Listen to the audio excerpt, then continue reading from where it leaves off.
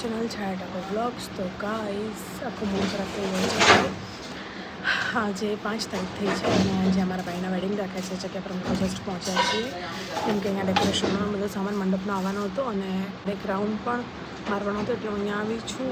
અને ખતરનાકવાળો વરસાદ આવ્યો છે. ઝાપટું કહેવાય ને 10-15 મિનિટનો નોનસ્ટોપ વાળો એ ઝાપટું આવ્યું છે, વરસાદ આવ્યો છે. તો મને એવું જ થાય છે. આગાહી છે કેટલા દિવસની છે?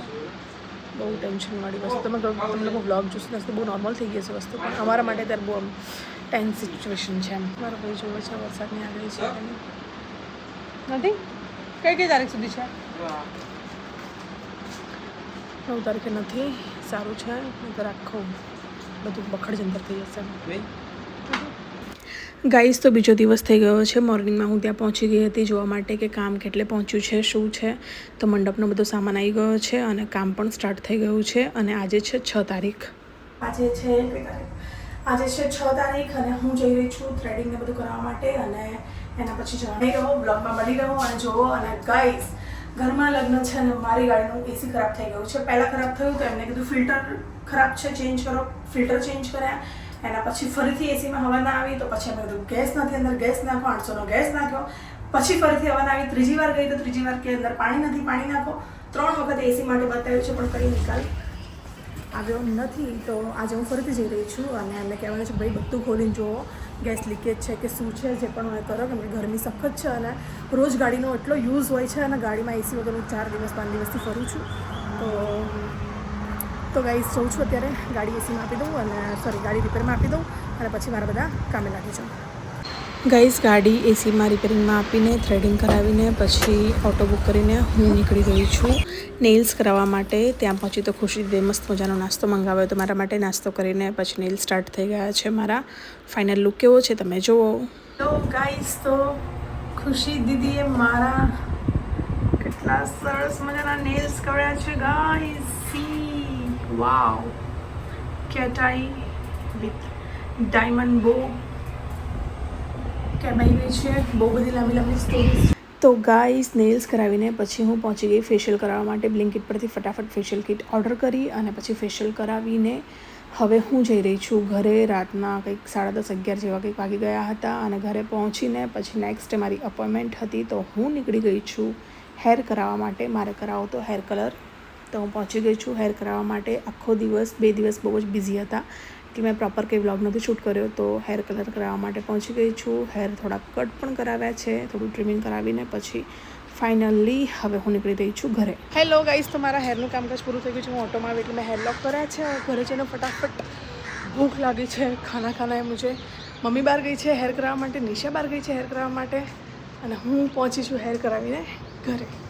દર વખતે હું ભાવેશભાઈ સાથે કરાવું છું. આ વખતે મેં એક અલગ જગ્યાએ ટ્રાય કરી છે અને મમ્મી લોકો ગયા છે ભાવેશભાઈના.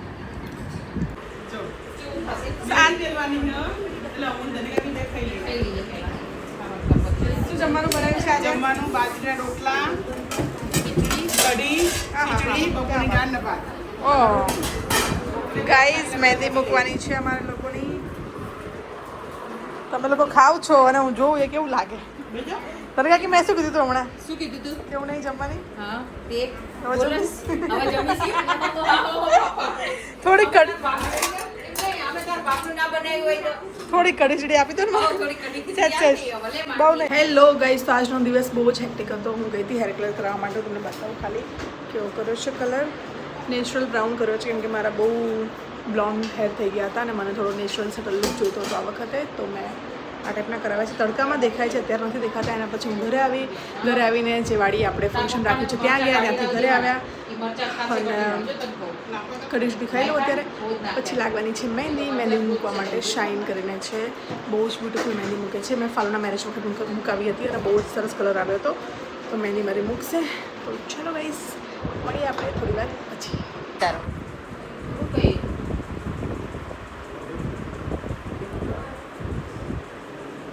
લગનમાં આવું નતું કર્યું જો તો અને આ કેટલો આરામ કરું જો ફૂલ સેવા.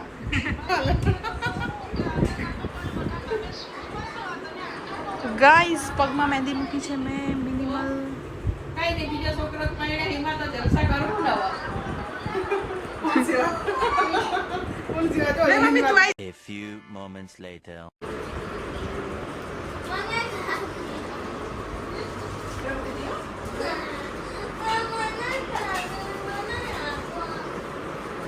એને ખાટી ખાવી બોલો પેલી રહી देखो पैरों में मेहंदी हाथों में बाकी है દેખાઓ ગાઈસ મારા કાકીની મહેંદી જો આહા સાથીઓ કમળ મોર કળશ બી આવશે અને આ બાજુ બી कमल भाजप कांग्रेस ઓમ મોર કળશ ને બધું આવશે બધું मेरे को मेहंदी अच्छी लगी और इसमें मामा की शादी बहुत अच्छी लगी किसकी मामा की शादी है मैंने कंफ्यूज हो गई पप्पू मामा कप्पू कप्पू मामा बोला મારી જિંદગીમાં મેહંદી નહીં મિલી લગ્ન કર્યા તો નહીં મિલી કાકીની મમ્મીની સેમ મહેંદી છે માથું તો જો મારું ગાડી ચશ્મા ને બસમાં બધું ગાઈસ તો બીજો દિવસ થઈ ગયો છે અને આજે લગ્ન આવવાનું છે એટલે કે મહેમાન આવવાના છે બહુ બધા અને ઘરનું ડેકોરેશનનું કામ મેં સ્ટાર્ટ કરી દીધું છે વાના રસમનો સેટ અમે લોકોએ મંગાવ્યો હતો ડેકોરેશન માટે પણ એમાં બહુ જ વાર લાગે એમ હતું તો એ સ્કીપ કર્યું છે અને બીજું ડેકોરેશન સ્ટાર્ટ કર્યું છે અત્યારે ગાઈઝ આ છે નાસ્તો વાહ યમ્મી ટેસ્ટી લઝીઝ poha made by my chachi and my mom બધાની જા હાજે બતાવજો અત્યારે નહીં આવે કલર સાંજે આવશે હાજે આવશે હેલો ગાઈઝ તો પોહા નાસ્તો rice A few moments later.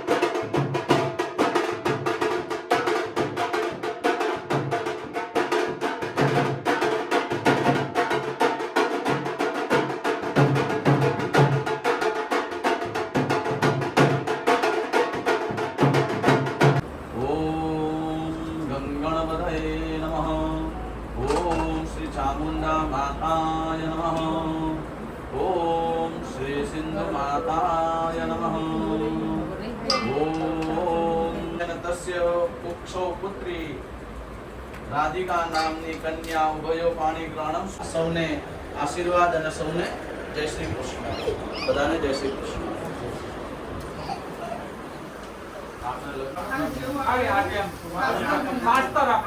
તમે જે કરશો એ શ્રેષ્ઠ. આપણ ભાવથી આવી છે કે મદદ માંગો.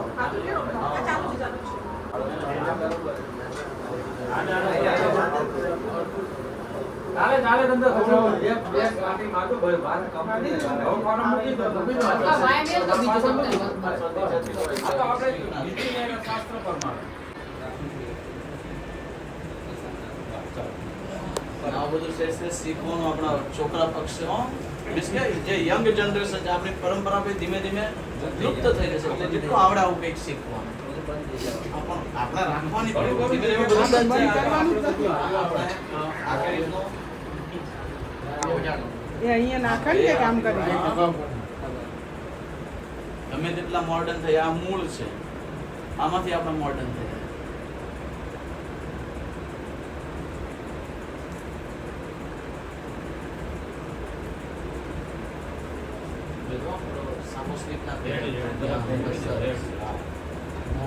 હા હવે તમે આ રીતે કરી દો. સ્વસ્તિ કલ્યાણમસ્તુ.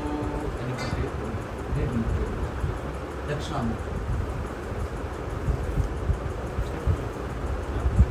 આ ગોળમાં મૂકવાનો કે રિવાજ કરો આપણે કે ખાલી શ્રીફળ જ હોય?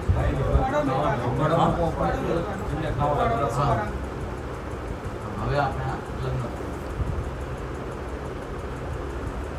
બીજું કઈ બસ આ બધું બસ આ ગોળે આવ્યો છે. ગોળ નહીં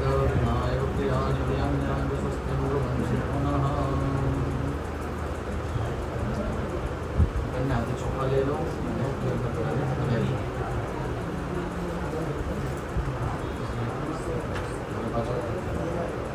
બોલો નિવેદન બધા ને અત્યારે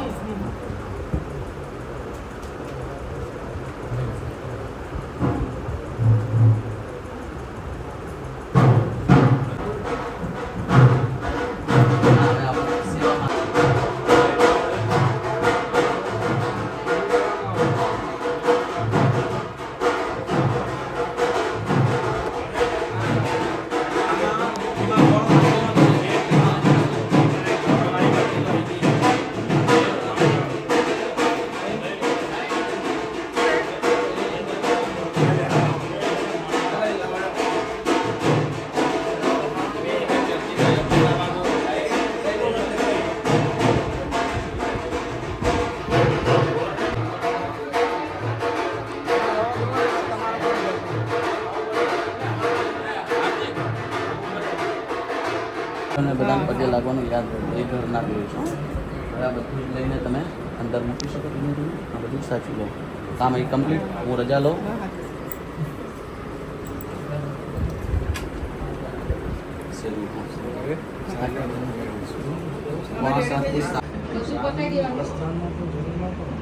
લાઈક કરો, ફોલો કરો, સબસ્ક્રાઇબ કરો. હા કરી દેજો. તો ગાઈઝ મમ્મી અહીંયા વાસણ ઘસે છે, કાકી કિચનમાં કામ કરે છે અને બધા મહેમાનોનું જમવાનું ચાલુ છે અત્યારે.